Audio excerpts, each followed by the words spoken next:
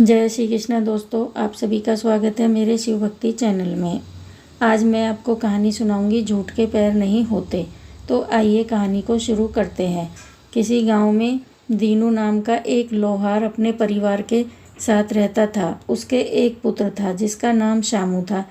जैसे जैसे शामू बड़ा होता जा रहा था, उसके दिल में अपने पुश्तैनी धंधे के प्रति नफरत बढ़ती जा रही थी। शामू के व्यक्तित्व की एक विशेषता यह थी कि उसके माथे पर गहरे घाव का निशान था जो दूर से ही दिखाई देता था।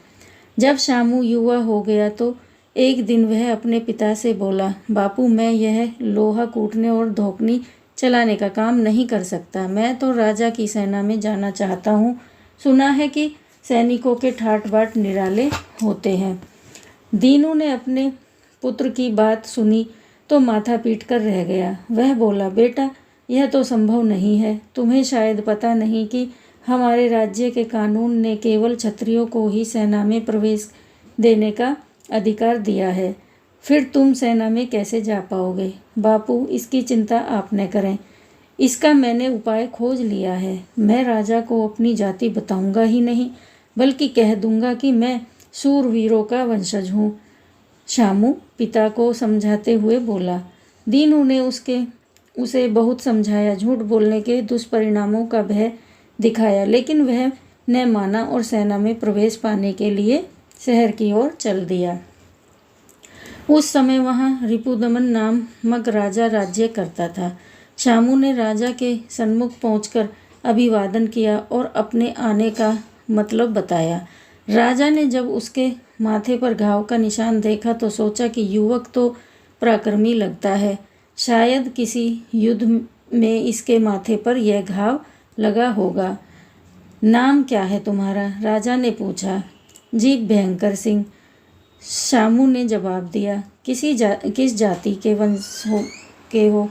शूरवीरों के वंश से हूँ। शामू फिर सफ़ेद झूठ बोल गया। रिपुदमन उसकी बातों से बहुत प्रभावित हुआ और उसे सेना में प्रवेश मिल गया। अब शामू को अच्छा वेतन और सुख सुविधाएं मिलने लगी। सब कुछ ठीक ठाक ही चल रहा था। एक दिन पड़ोसी देश के राजा ने रिपुदमन के राज्य पर हमला बोल दिया। रिपुदमन की सेना जब मैदान में उतरी तो उसके पांव उखड़ते देर न लगी। सैनिकों की हार की बात सुनकर रिपुदमन के क्रोध की सीमा न रही। उसने तुरंत शामू को, जो भयंकर सिंह के छद्म नाम से सेना में आया था, बुला भेजा। उसके आते ही रिपुदमन ने कहा, राज्य पर शत्रु ने आक्रमण कर दिया है। हमारी सेना पीछे हट रही है। तुम जाओ और शत्रु का संहार करके अपने नाम को सार्थक करो। राजा की यह बात सुनते ही शामू के तो होश उड़ गए।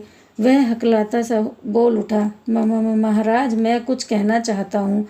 जो कुछ कहना है जल्दी कहो और युद्ध क्षेत्र की ओर प्रस्थान करो। राजा के स्वर में क्रोध भर आया था। महाराज, मैं शूरवीरों के वंश का नहीं हूँ। युद्ध क्षेत्र में जाने की बात तो दूर है, मैं युद्ध के नाम से भी कांप उठता हूँ। यह सुनकर राजा रिपुदमन का क्रोध भड़क उठा। उसने उसी क्षण उसे मृत्युदंड की सजा सुनाते हुए फौरन तलवार से उसकी गर्दन काट दी। तो कहावत है कि काठ की हांडी एक बार ही आंच पर चढ़ पाती है। शामू सेना में जाना चाहता था, पर उसके अंतर्मन में वीरता नहीं थी। यही कारण था कि उसका झूठ पकड़ा गया। याद रखें, एक झूठ को छिपाने के लिए 100 झूठ बोलने पड़ते हैं, फिर भी वह पकड़ा जाता है, क्योंकि झूठ के पैर नहीं होते। कोई भी काम छोटा या बड़ा नहीं होता। तो दोस्तों, कैसी लगी आपको मेरी कहानी? लाइक करना, शेयर करना, कमेंट बॉक्स में जय श्री कृष्णा, जय श्री श्याम ज़रूर लिखना और चैनल को सब्सक्राइब करना न भूलना। धन्यवाद।